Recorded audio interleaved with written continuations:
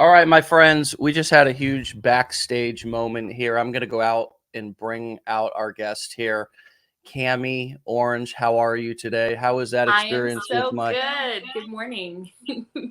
now? That is the correct pronunciation of your name, Cami Orange. Is that correct? Tammy Orange. Yep. Now, my wife just had a fangirling moment over you in kind of the backstage because she loves your content, loves your boundary cards, loves your work. What I mean, do you get that a lot? Is that weird for you? I remember the first time I got recognized offline by someone. I stopped by a friend's house to drop something off, and she had family visiting from out of state. And I walked in, and this woman sitting on the couch who I've never met goes, "Oh, you're Cami Orange." And I was like, yes, I am. And she was like, "I love you." And I was like, "I love you too." Like, I don't like it was a new experience. So since then, it's happened a handful of times, but it's always a joy and a pleasure to meet people who have benefited from my content. Yeah, and your content is like really, really unique to us, anyways. Where did you come up with the idea? I mean, we're attracted. My wife is originally saw your content. I think that's how we're having you on the show. I think that's how this happened. Yeah, yeah, yeah. That's why I was like, making like I'm kind of meeting you for the first time, but Mm-hmm. I've experienced your work through my wife. She shares all the boundary cards in freight. She's like, I got these cards on the way. They're like, because we're working on honestly developing boundary phrases. Now I'm a successful entrepreneur, Cami. Mm-hmm. I'm somebody who, by all, I guess by all marks of society or whatever. By a Like lot of if you were to look at aspects, like you are very successful. say that again. You're kind of cut out there, Cammy. Oh no, I hope we're not going to lose you. Sorry. I hope not. I can hear you, but your screen is frozen. I know. Are you on a phone? Can you take your Wi-Fi off and just go with your? How There you about are. now? Okay. Okay, you're back. That was You're back. we did all this backstage with the green screen, and here we are. But okay. You had said that you were very successful by many metrics. Yes.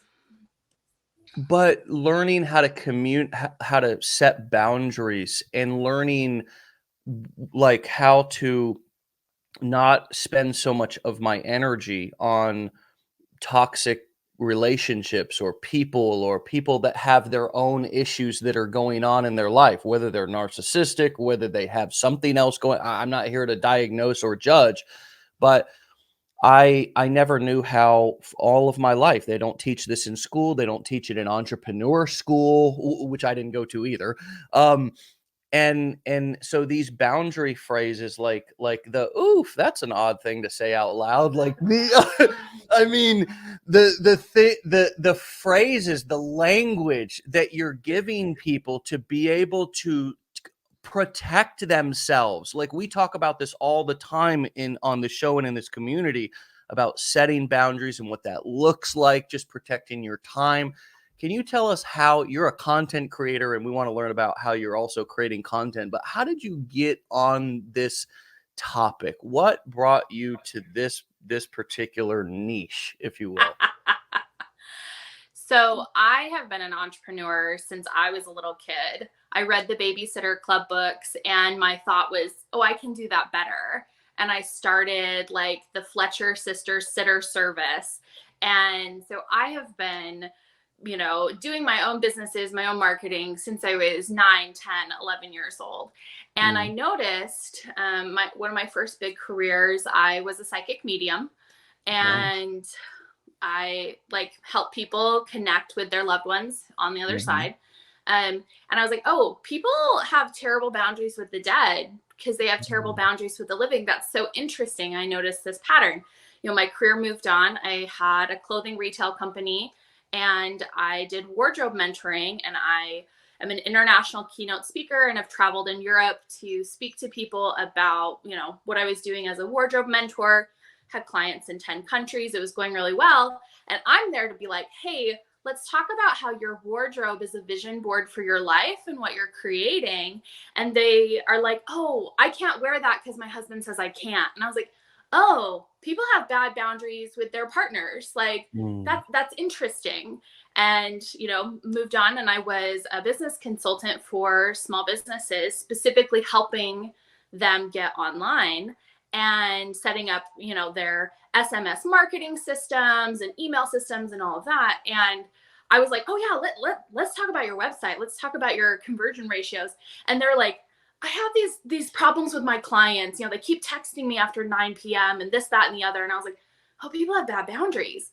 And so I most recently, so I've been self-employed full-time for the last 5 years, and I was working as a spiritual teacher. So it seems like a weird transition. I was a business consultant, was a spiritual teacher, helping people develop their intuition and being able to differentiate their intuition from their trauma. And then I was like, okay, I retired from that at the end of 2019. I'm there to tell them about intuition. And they're like, yeah, but like boundaries. And I did some boundary content, and it was incredibly successful. All of my metrics for all of the content I was creating, it was always the boundary content that was the best. So when I retired as a spiritual teacher, I decided to specifically be a boundary coach. So in the beginning of 2020, like that's what I started doing. And here we are 3 years later. So boundary coach in 2020 means you really are also creating content, right? Oh, absolutely. Was that new for you? No, I have been creating content online. I'm primarily started as a spiritual teacher. I had a Facebook You were group, creating content all through and that time. it was I had created a lead magnet. I created a PDF that specifically answered a specific problem that people have. And I said, okay, you know, if you want access to this, you can join this Facebook group and I'll email it to you. And so from my own Facebook friends, I started with, there's probably like maybe 50 people in the group, like just start, you know, I was just like, hey, here's this thing. And that group grew to 344 people, which people are like, that's not very many. Yes. But my first year in business, I closed out at $73,000 in sales as a full-time income. And my second year was 71,000. And so I made a living from this Facebook group. I didn't do any other marketing. I didn't sell my products any other places. These 344 people who they added their friends, who added their friends, who added their friends. Yeah. So that's cool. So I was very used to doing online content within the Facebook realm because for the first probably 6 or 7 months I had my group, I would go live every morning for like an hour, Monday through Friday. Hello. We are doing now. And just share, you know, my thoughts, my ideas, the things that I know, and, you know, kind of this culmination of my lived experiences. And my advice would be to anybody, you know, listening to this who are like, I can't do that. What would I even say is, okay, there are problems that you are uniquely qualified to solve. There are problems you have solved in your own life. And like, that's what I was showing up with, is I was like, if you have this problem, this is the solution I found. If you have this problem, this is the solution I found. So I got really good with Facebook, but then I closed my group, I retired. And so I was starting fresh, you know, and then, you know, being in 2020, we're all starting fresh in a way. And after a couple of months, I was like, oh, do I want to do email? Because I had originally planned to do all live events. That was the direction I was going. I was like, oh, we're closing the online thing. We're going to be in person. And then, of course, that didn't happen.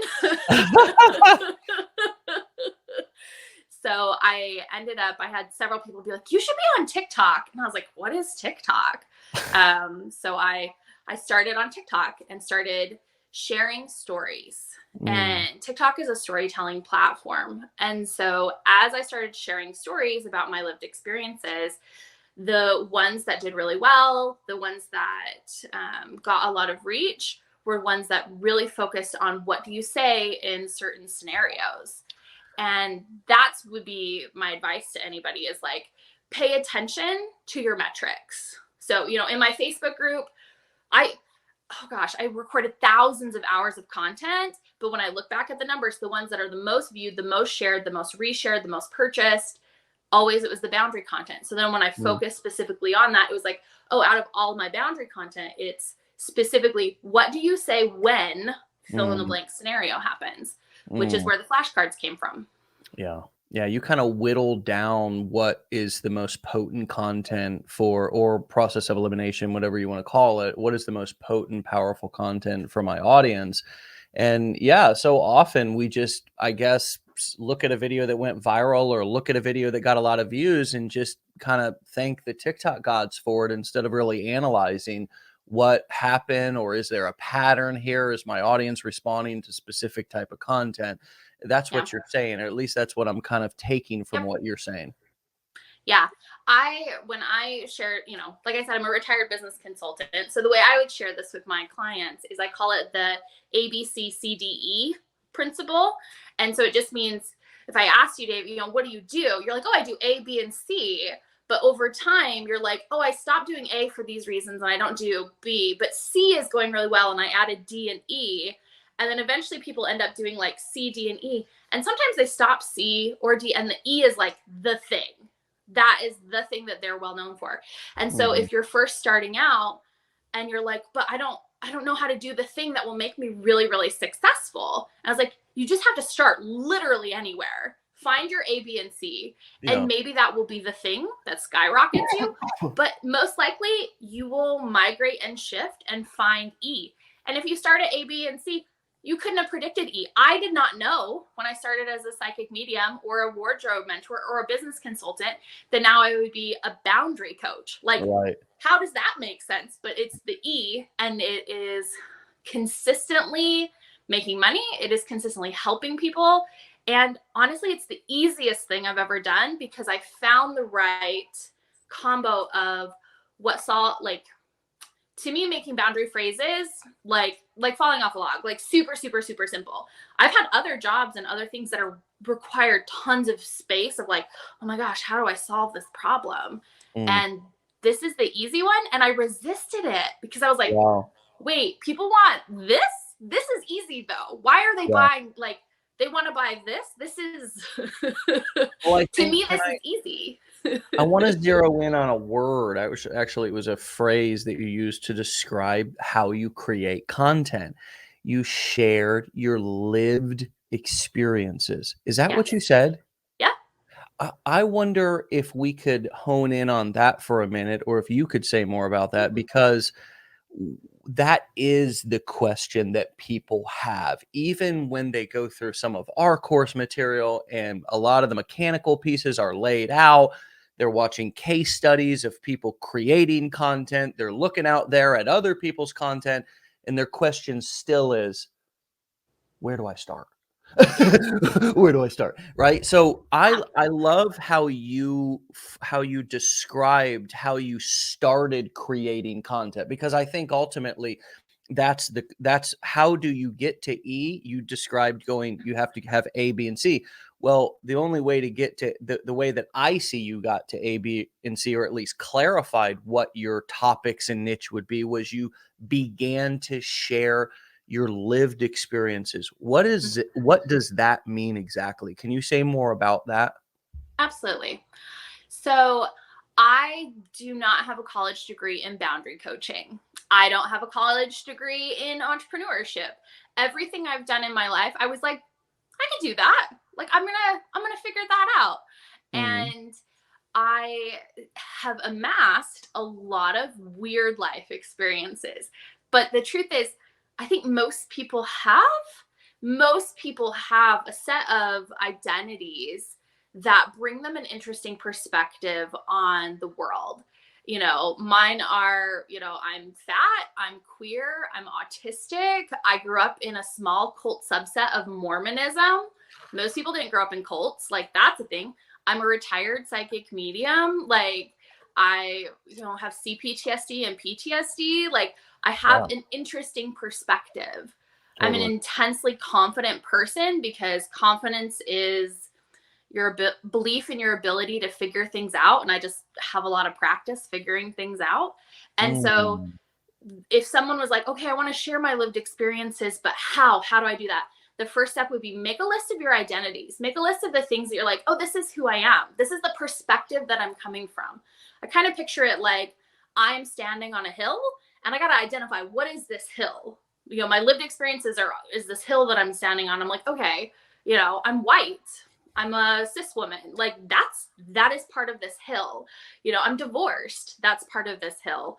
You know, before I, let's see, I've lived all over the country. Like just start making a list of all of the things, and people will be amazed. I meet people all the time who are like, oh, I'm not interesting. Oh, I'm boring. And then you get chatting with them and I was like, wait, so you grew up in Australia because your dad was in the military, but then you went to college in Japan and now you live in New York and you don't think you're interesting? Like what? I know. Or even this woman I met, she came to get cardboard boxes from me. She was moving for the very first time. Like, she was born in this house that her parents had bought when they got married. And like, when her and her husband got married, her parents gave them the house as a wedding present. And now they've lived there for 10 years. She's moving for literally the first time in her entire life. Wow. That is a very specific lived experience. Like, I was like, I have so many questions. I would watch at least a 20-minute video on that. Like, tell me what that was like. Like, I know that is so true. If you just look at each person's like life or whatever, like I would watch a 20-minute video on your life, you know, like, and I hear it at events. People share, they raise their hand, they come on this show. Like 99% of the time, I'm interviewing my clients, like people who who don't have the business experience, who don't have the online experience, who don't have the expertise that you have. And they have these amazing stories, these crazy stories. And, you know, they of course come in nervous. They don't, and a lot of our mentality when we start out, and I had the same thing, cause I'm have a long, a long laundry list of lived experiences myself. From drug addiction before I said yes to this, I Googled you. I know. So it's like, and I share those really openly, but people will of course hear me tell my story, and then they'll say, they'll get into comparisonitis is what it seems like, and just start downplaying, down talking, minimizing their own lived experience.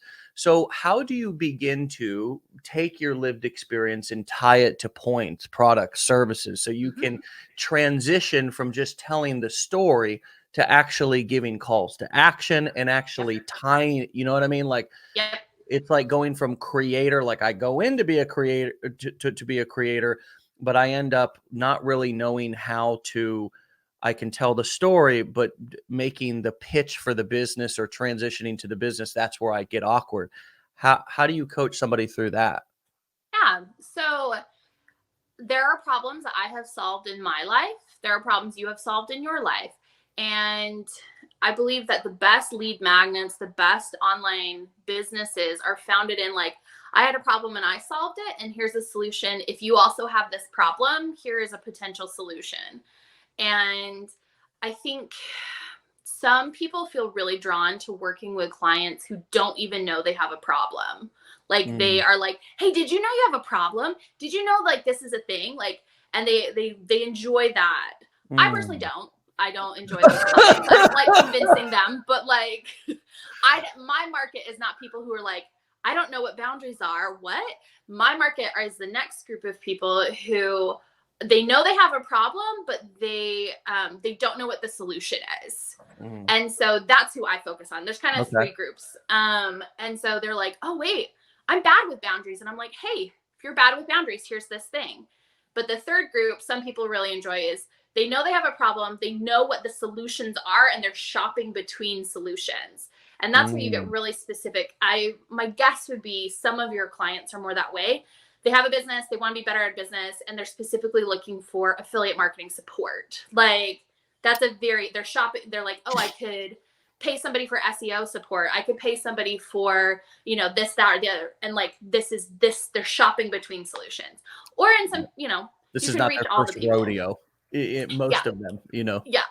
And so when I'm transitioning lived experience into a problem, the question is like, okay, what is the problem that I have solved? And then who am I trying to reach? Which of these three groups? And so the languaging that you use depends on which group you're trying to reach. Because if I was trying to reach people who didn't know that their problem was boundaries, I would use language like, hey, have you ever been at dinner and your mother-in-law said something super uncomfortable and you just froze, like, and just straight up was like, this is super awkward, I don't know what to do or say.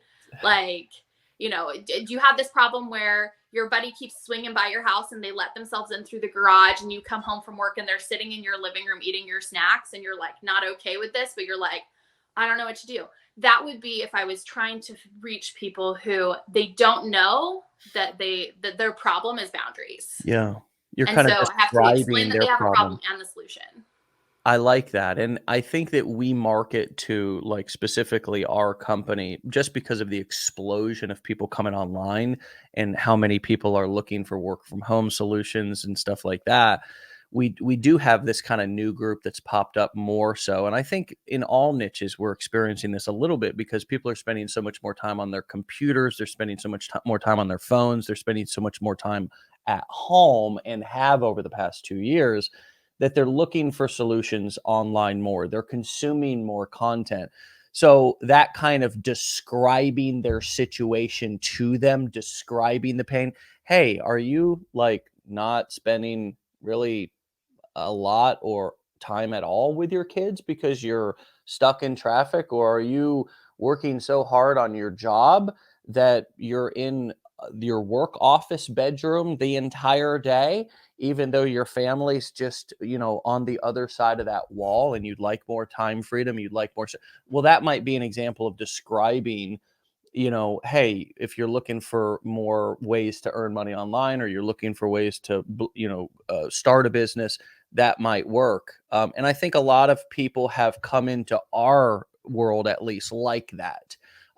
Have you found over the course of the last couple of years that there are more, you're building a bigger, because you just described a few moments ago, you had a Facebook page or a Facebook group with like 200 or 300 people in it. And now you have social media accounts with hundreds of thousands of followers. So what do you think about the reach that we now have and how many people are like, I feel like we're marketing to all of the groups. I feel like we're in a really precious time right now because TikTok's early, nothing's really super regulated. Artificial intelligence isn't here yet. There's not like tons of fake content out on the internet where we're sifting through it. I feel like we're in a really precious time right now to where everybody's on the internet and there's enough opportunity to be able to make money online if you want to.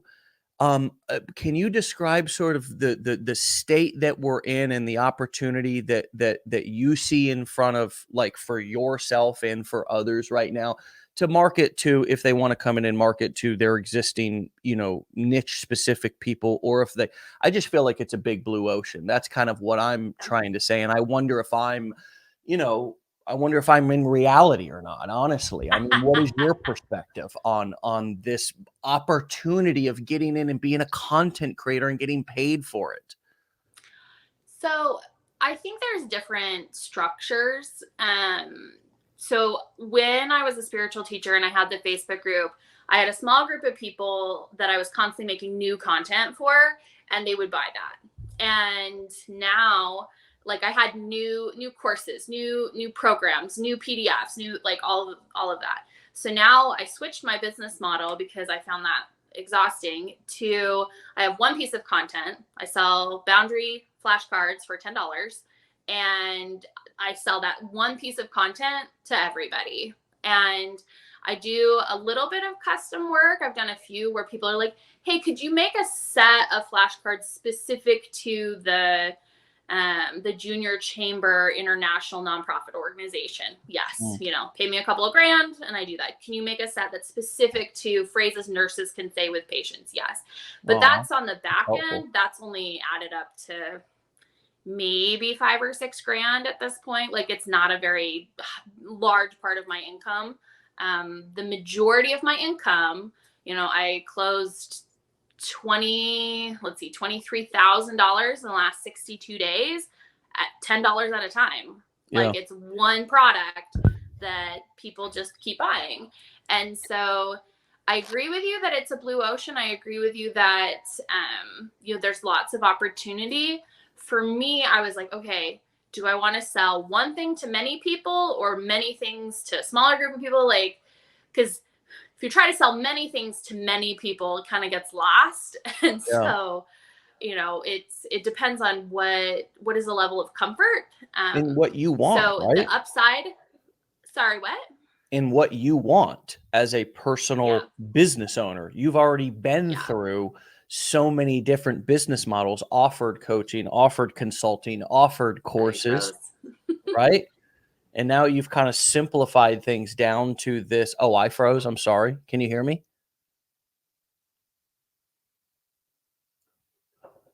All right. Hopefully we get her back. She's froze.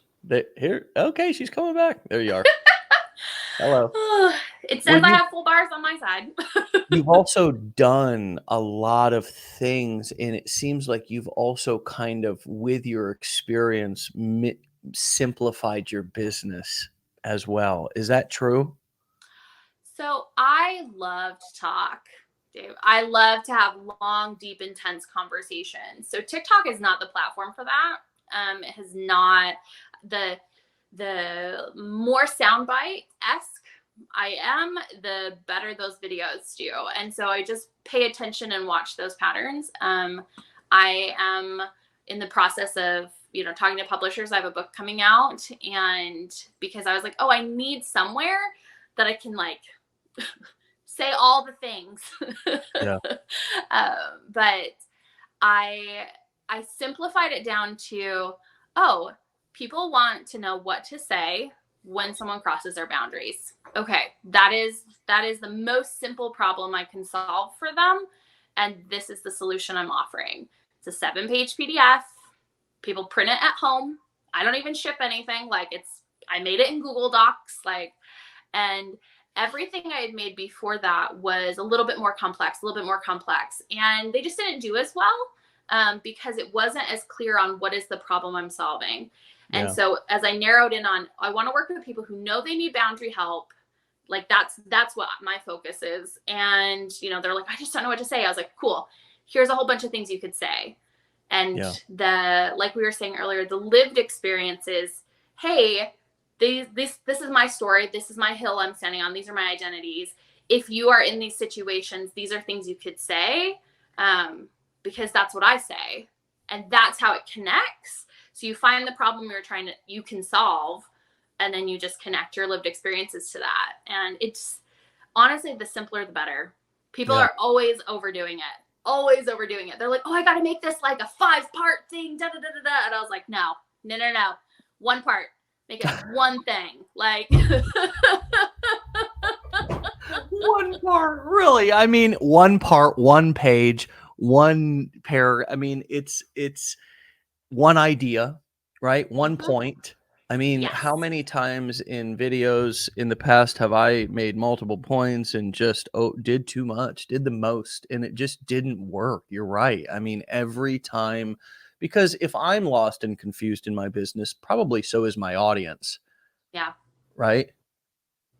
I'm not making perfect sense to me, or making no sense to me, but making perfect sense to everybody else, So I think what I hear you saying, and I love it, it's so refreshing, is that the simpler, the better. You can create your ebooks or your giveaways or your lead magnets right in Google Docs. You can, if you want to simplify your business to a $10 low ticket item, you can. It's not my favorite business model. I like selling. I like having something on the back end to where I can, some sort of a back end. But you're aware of that, that, and I have done those. Yeah, I've had people pay me thousands of dollars to do coaching with them, and we meet every week, and we. That high level of high ticket purchase, you have less clients, I have done that model, and I found for me, I don't enjoy it Yeah. because I like logging in and like I made money. I got locked out of my TikTok for 4 days. There was like an issue with my login, couldn't access anything, my content. Guess what? Still made like $500. Like I wasn't even Yeah. making videos. I wasn't moderating. I wasn't doing anything because it just is its own thing. And Right. so I think platforms like TikTok and YouTube are really good for that because the platform itself will push your content in a way that Instagram and Facebook doesn't quite the same way. And so it's not that it doesn't still happen, but like if I don't post new videos on TikTok, the algorithm is like, oh, we're going to show videos from 2 weeks ago to people who haven't seen them yet. Like it keeps pushing content. And Yeah. so It does. I think that relates to the point you were making of so many people are online consuming content now that it's a content monster. Yeah. And that's why I switched from Facebook to TikTok, is because I wanted the monster to help, self-feeding a little bit. Like Yeah. it perpetuates, it reposts its own stuff, versus Facebook, I had to constantly be on top of new content every day, me posting it. Yeah, yeah, that is the difference between there's pros and cons, but you get it from YouTube. That's why we all loved YouTube for so long, was because, and I know guys and gals who actually I don't know that I know any. I know two guys in specific who have posted or did post consistently for a long time, then just stopped posting, didn't post for like a year and a half. And because they were still sending traffic to our products, they were affiliates of ours, they were still cranking out obscene amounts of money because YouTube was still pushing their content into Mm-hmm. various different search terms. And yeah, you don't get the, I mean, the news feed, the problem with the news feed, the traditional news feed, not the news feed that TikTok brought in, because they Yeah. changed the game. But the traditional news feed, the problem with it is your content only gets seen by those you're friends with, and there's no reach. You got to pay to get your content pushed out. And when TikTok, showed up on the scene with this new algorithm that pushed content out to cold audiences and tested it like that, and then pushed it to more people if the watch times were good and stuff like that, changed the game. So Yep. now there's more of an opportunity to kind of, and what a lot of our students are doing is repurposing content right from TikTok onto Facebook Reels, onto Instagram Reels, onto YouTube Shorts, even onto Pinterest. Just stripping the logo using a Snaptic piece of software or something, and just literally reposting it. I'm realizing that when you post, like everybody's not watching, it doesn't have to be a series. Things don't have to be, it's, you post it everywhere because people's attention is spread so thin that maybe if they don't see it on TikTok, they're going to see it on Facebook. It's just literally, at this point, quality still matters, but to a lot of our students, in us as well, I wonder if you're finding this at all, and you are repurposing that. It's just like, you don't want to overpost, and you'll start to get, but Yeah. it's hard to overpost, especially if you're utilizing multiple different platforms. And you also don't have to have something totally unique on a new platform. You just strip the logo and you can repurpose it. I think that we're in a unique place. You think about when I started, we couldn't, everything had to be unique to the platform. You had to go long form, or you had to do, and now these short form videos, all of the platforms are taking them. So you can really literally make the video one time. Are you repurposing? Why not? So I originally started on Instagram reposting stuff from TikTok because I had people reach out and be like, "I'm not on TikTok. I love your stuff," or I am on TikTok. I love your stuff. I want to share it with my friend who's not on TikTok. Can you post it on Right. Instagram?" Right. And the issue that I and still have not solved yet is scammers, people pretending to be me Yeah. on like TikTok or Instagram take my content and then they message my followers, and it's because I'm a retired psychic medium. People be like, oh, I'm going to do a reading for you for $10, blah, blah, blah.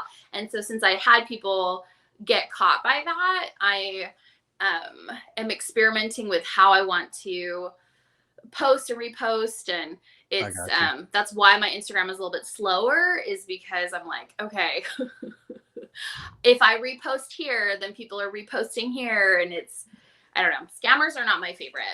One thing I will say that Instagram is better at than TikTok is Instagram shuts that shit down real fast. And TikTok is like, sorry, there is nothing we can do about the fact they took your bio, your profile photo, and reposted all your videos.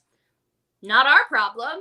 So that's not my favorite aspect of TikTok, is I don't feel like they're as on top of some of, say, creator defense.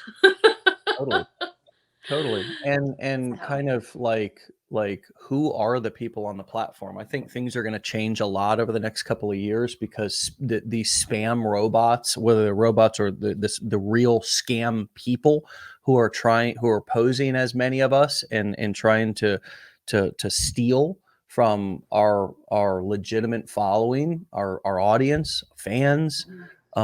It's a real problem, and it's going to come to a head, and things are going to keep changing. That's one of the reasons why we tell our why I don't act as a guru, why I don't sit up here on my high horse and be like, what I say goes and I know all the answers, because this shit changes faster than, faster than grass grows in Florida during the summer. You know what I mean? It's unbelievable how fast technology flips over, changes. You got to be real humble, man. You got to be real humble, because one day you could be famous on TikTok, the next day your shit could be shut down, and you're sitting there going, oh snap, maybe this entrepreneur shit's not for me, and I can remember, I don't know if you remember these times, but when Google was this was 10 years ago. I don't know when exactly it got started, but there had just been a big Google slap. They went through it. It was the wild, wild west. Then they began to regulate it. Facebook's gone through the same thing. It was the wild, wild west. We were all printing money using Facebook ads, printing money. And then all of a sudden, their compliance and all that, they had to try to get that under control. Well, now we're going crazy on TikTok. The scammers are there. I mean, it's the wild, wild west. It's like a zombie apocalypse over there. It's crazy out there, and they're trying to figure out what the fuck to do. Honestly, I mean, as much as we are, it's a giant game of cat and mouse, right? Can you tell us about you can comment on that if you wish. It was a mini rant, but I also would like to learn about the BuzzFeed strategy and kind of what happened with that. Yeah. So the most important thing I could say for attracting media coverage is remembering that their job is to tell stories, and they really just want a good story. And so I think, it ties into the complete marketing strategy of like, okay, what is the hill I'm standing on? What are my identities? What are my stories? What is the problem I'm solving? That's all it is a story. Humans are storytelling creatures. And so when you get really clear on your story, other people notice that and say, hey, I want to tell your story to my people. Like, can you come tell this story in this space? Wow. Oh, did we freeze? Okay. I'm here. No, I'm hot as hell. You froze for a second. Okay. I am not freezing over here. I am hot. So the more clarity you have around the story that you're telling and the problem that you're solving, the easier it is to attract media attention. So I just got really clear on like, this is my story. This is the problem I'm solving. And I just kept telling it in different ways, different formats. But hey, do you have this problem? This is a solution. This is my story. This is who I am. And people responded to that on TikTok. Some people are like, oh, I love this. This is amazing. And then people who are like, oh, I don't like your identities. I don't like the way that you show up. Like, okay, like that means I'm doing a good job, because my goal is not to have my content appeal to everyone.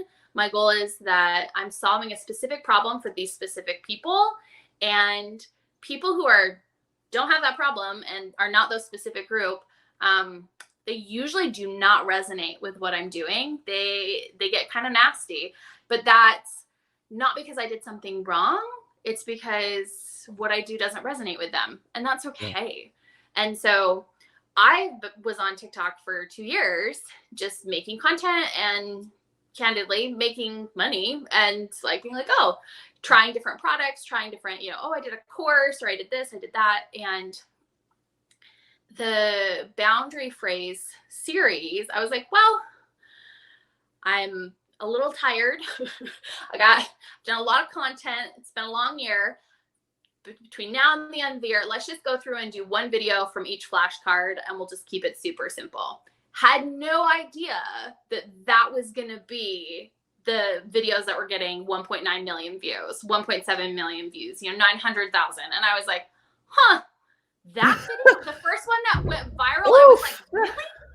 That? I was like, it was like a Tuesday. I was like, did a video, whatever. Like, just in my usual content churn. And I logged back in later and I was like, really?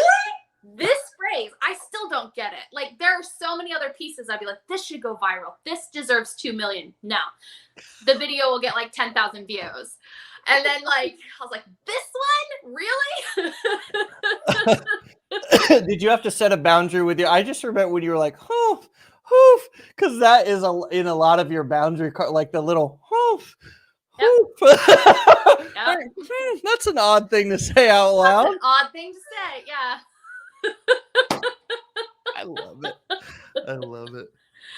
So how did you end up getting on BuzzFeed? Did they pick that up? That's how they all those videos went crazy, and people, and so because of that, people from BuzzFeed, I was on CNN, I was on Yahoo, I was on morning television in New Zealand. Like, I've been on several podcasts. Like, it broadened my reach and increased my followers on TikTok.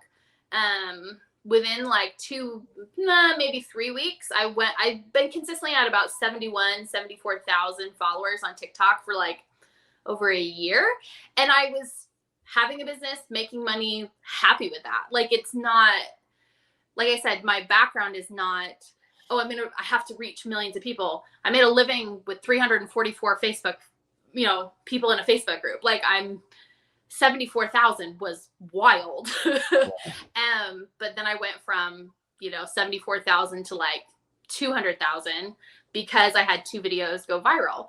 And people were like, what did you do to go viral? And I was like, I made content for 2 years. And like one day I woke up and one really random ass video that I was not expecting to do very well hit like 1 million views. Yeah. And I think that video, I had to send it to some friends and be like, let's break this down. Why did this video do well? Like, let's analyze this. Because I have entrepreneur friends. And I feel like that's a really important part of being an entrepreneur is you cannot call your friends who have day jobs for advice. They do not get it. Like, it is, bless their hearts, I love them for other things. But like, to be like, let's talk about this. So I have my group of entrepreneur friends, sent them the video. We kind of analyzed it. And it was like, oh, people wish they could say that. It feels controversial. Like, it generated a lot of like, ooh, I would love to say that, or like, I would never say that. It was very divisive. And since then, I've done some more experimenting. Everything I do that's really divisive does really well. It also comes with a side helping of it's exhausting because people get mad with your divisive content and start making hate content.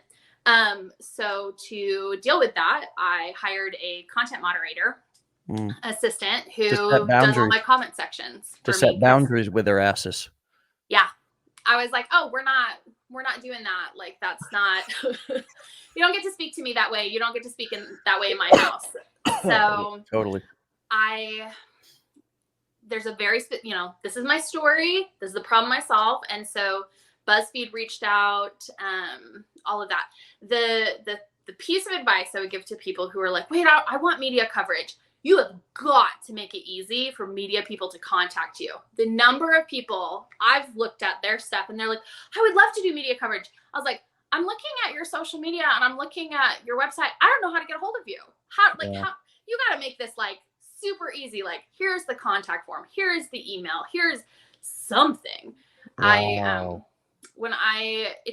It's one of the side effects, I think, and you've probably seen this, people like, things are not going well. And you kind of look at their business and be like, you don't accept credit cards. Like, do you know, like, it's like the most simple, like, they're like, I don't know why this is not working. And I'm like, how Your do landing people page is pay you? broken. Your landing page is How do they broken. book with you? How do they contact you? Like what you've got to have an email address for the media to email you. Like, I almost missed out on an opportunity because I wasn't really using Instagram, and somebody had messaged me on Instagram, and I don't check that very often because I wasn't there.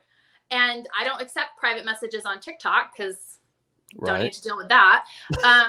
But because they reached out in that space, I almost missed a media opportunity that I was like, oh, because that's where they were. And so that's where they reached out to me. So I highly, if you're looking for media coverage, like, it seems so basic. You're like, oh, I just have to have an email address. Yes.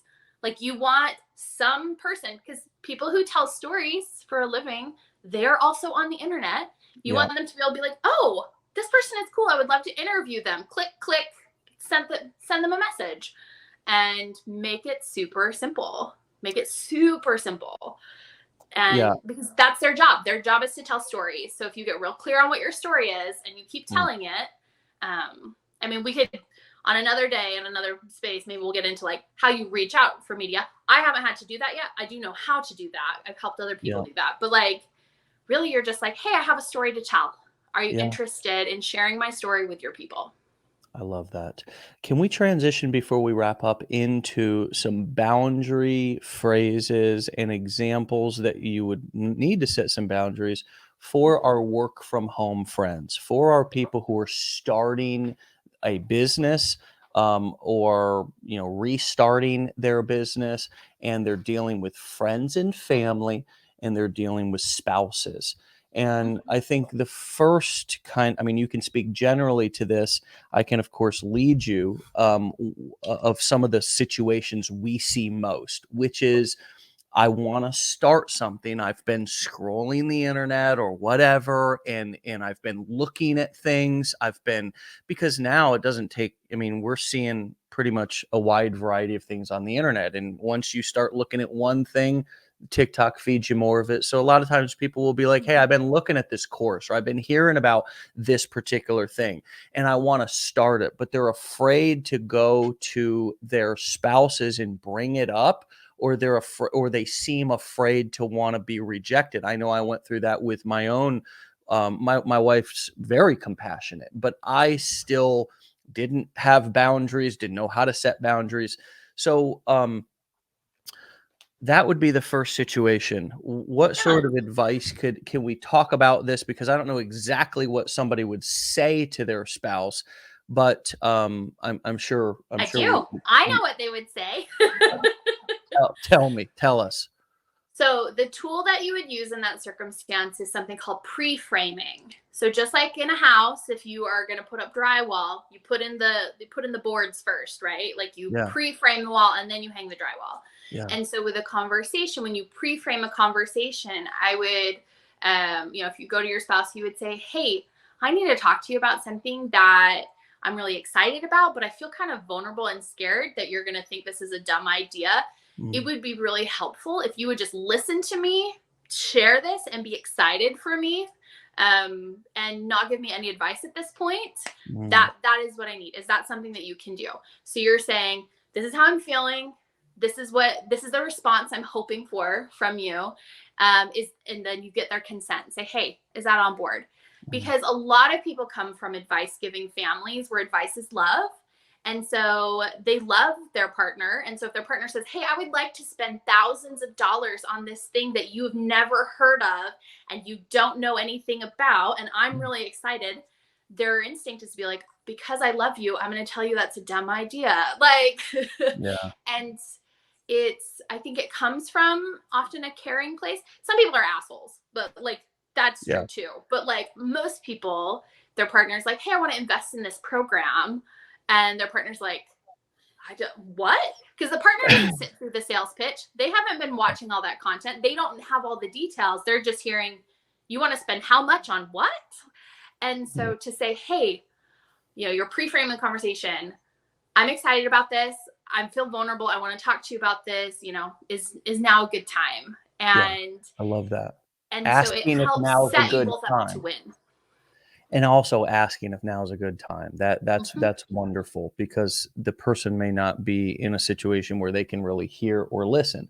So I got your consent, or I got my wife's consent. And so now I'm going to go into trying to explain or whatever what I'm doing. And usually questions start getting asked, which usually we don't have the answers to at the very beginning. So one of the things that I used to feel was defensive. What could I say in that scenario if I begin explaining and there begins to be frustration because my spouse has questions, but I don't exactly know how to answer them right now? Yeah.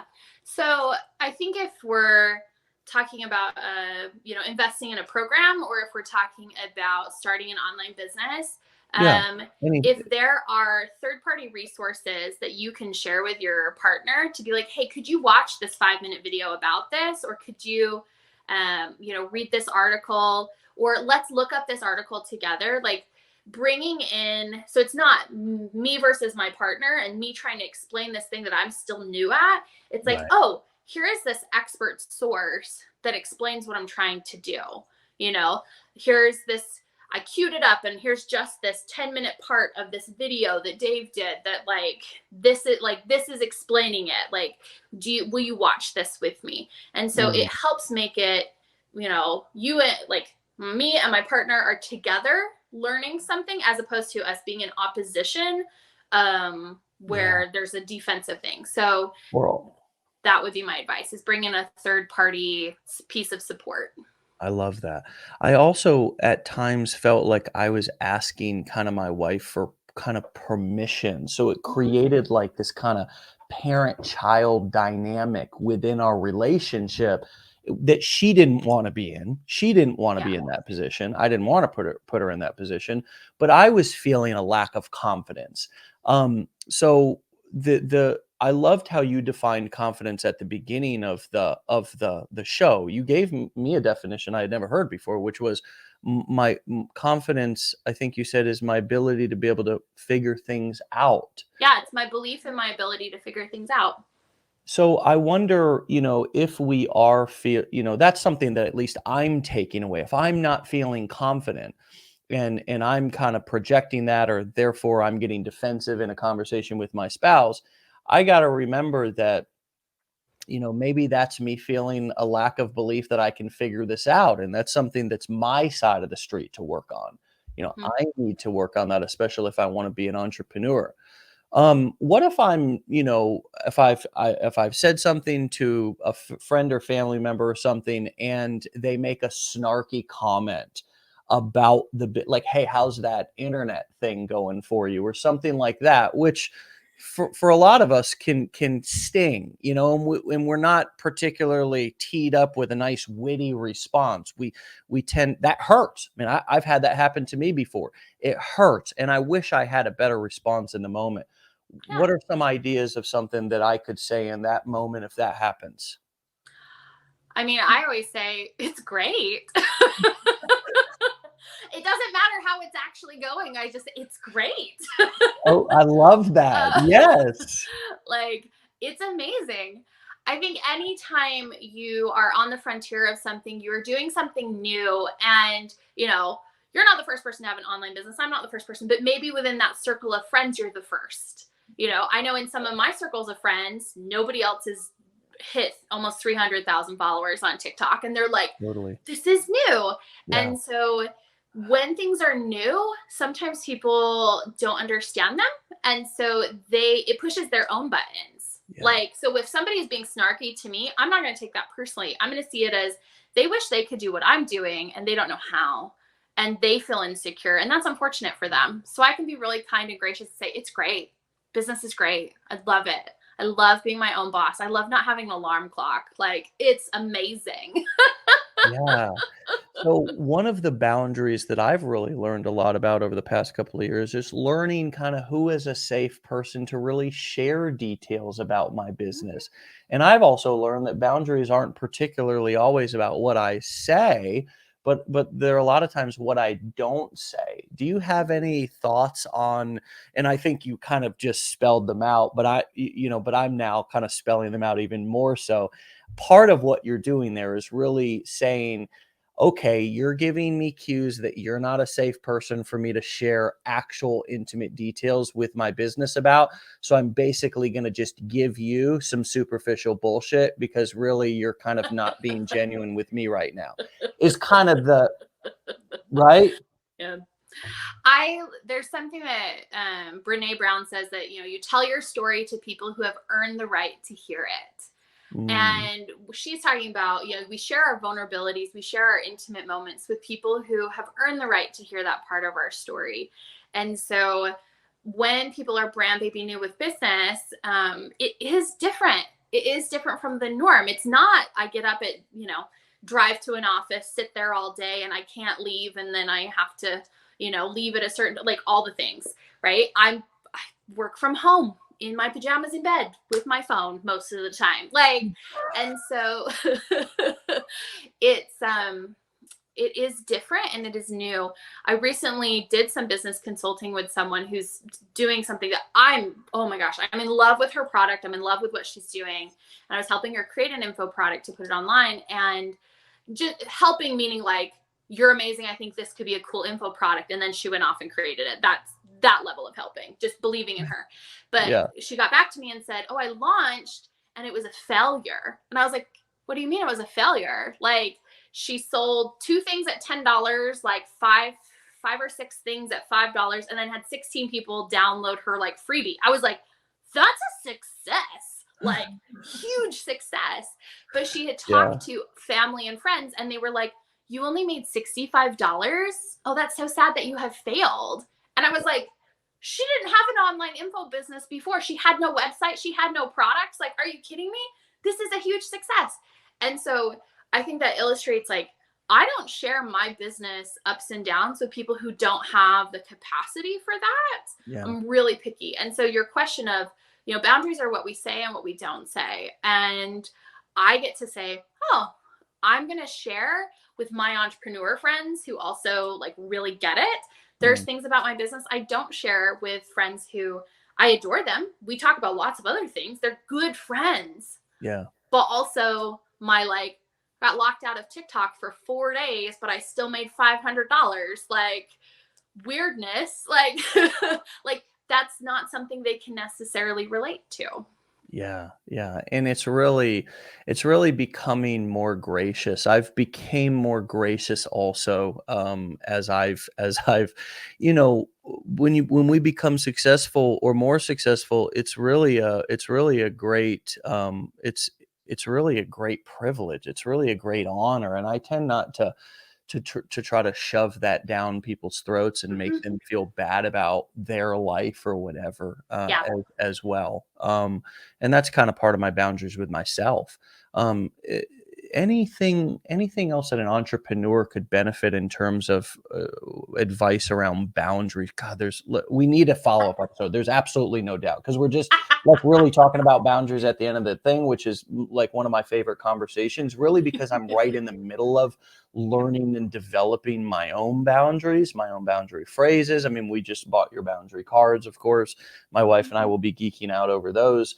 But entrepreneurship has been such a it's like you're either all in. It's like for me, I've either been all in or there's been times where I've been like, oh, I'm totally burnt out. So it's like having boundaries with my own self, I think, has been the biggest place where I've realized that sure, I need boundaries and boundary phrases with other people, and that's always fun to focus on other people and how I can keep myself safe or not feel walked on or whatever.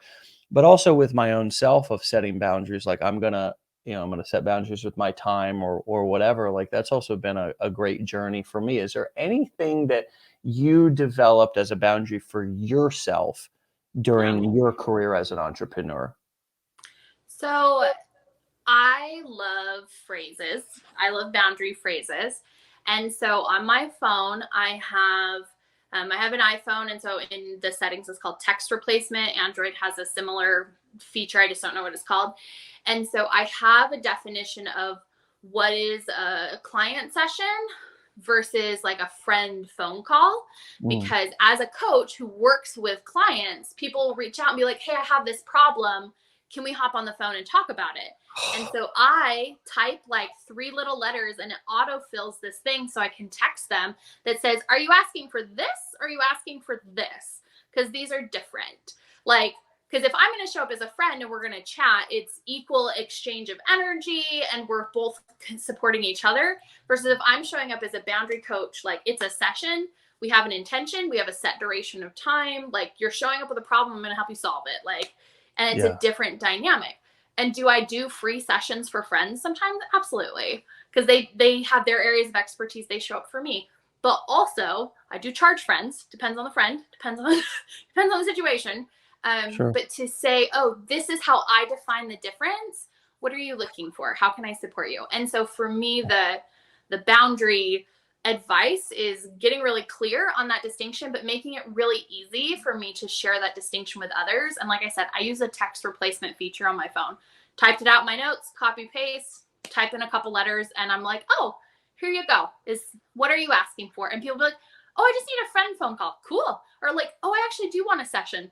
Awesome. Let's schedule that. Here's my link to schedule that. Like I have it set to make it easy.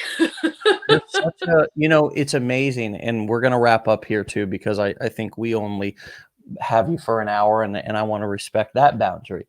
But it is so enjoyable to be in a relationship with somebody who has good boundaries because you always know where you stand.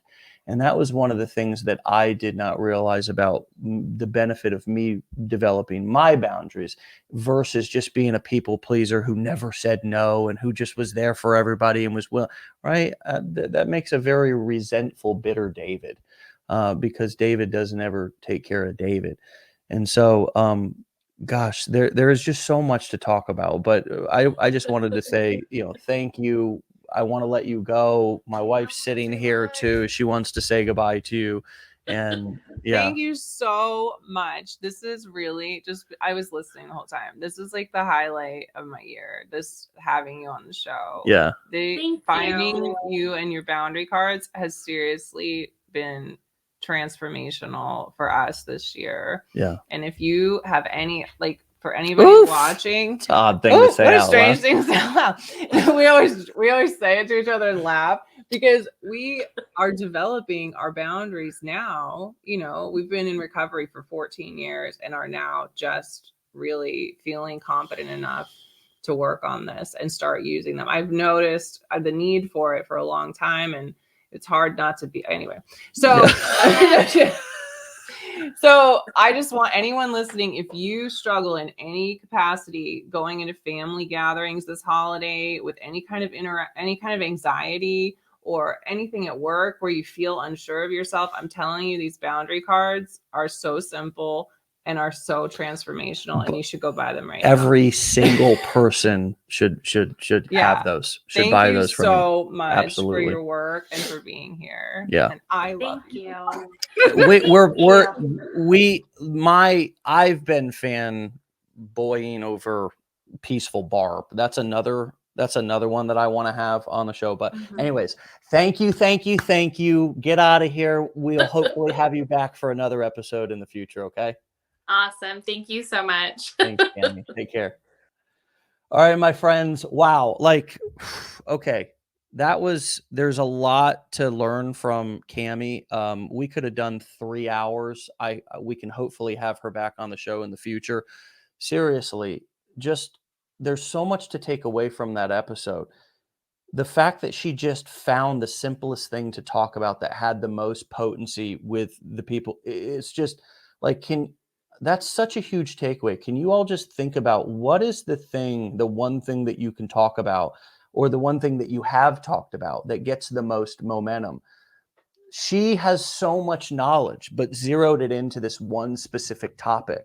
And we all think that we have to go into the make money online niche, or that there's no, there's no choices or whatever.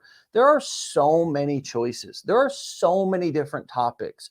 And as she said, you have to go through A, B, and C to be able to sometimes get to E. You're not just going to jump to E.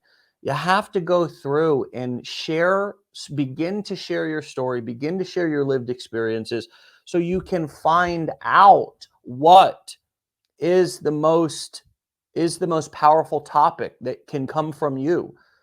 When you do that, you're going to hear things from yourself that you did not know that you had. And it's just going to snowball into more clarity about your story, more clarity about your lived experiences, and then ultimately more clarity about the products and services that you're promoting. Even if you're starting out in, for example, you're doing affiliate marketing in the make money online niche, that's absolutely fine. But pay attention to the topics, or the video topics, that do the best for you, and circle back on those, because it might not have been a fluke. It might be that your audience, the people who are following you, that are soaking up your content, really do want to hear more about that one specific topic. Get out of here, my friends. We'll be back tomorrow for another episode. Thank you again, Cami. Thank you. Go check out her cards at camiorange.com. They're boundary cards. They're going to benefit you inside of your personal life and your business. They're only $10. Okay. I don't normally recommend stuff on this show. I don't even sell our own products on this show, but I think this is something that we can all really benefit from. Setting boundaries in family and friend situations, stranger situations, but also specifically applying them to your business. Going into the family holidays in the beginning of the year, there's going to be a lot of interaction that you're going to have with friends and family and stuff like that. And to be able to have responses and boundary phrases that you can say, so you don't get flustered and begin to attach a bunch of negative energy around your business just because you're not prepared to talk about it. Don't be unprepared. Okay. Do some good self-care and prepare yourself with some phrases and some ways that you can respond if you get questions. All right, my friends. Appreciate you all. Love you all. Thank you, Cami, for a wonderful episode. And we'll see you tomorrow for another one.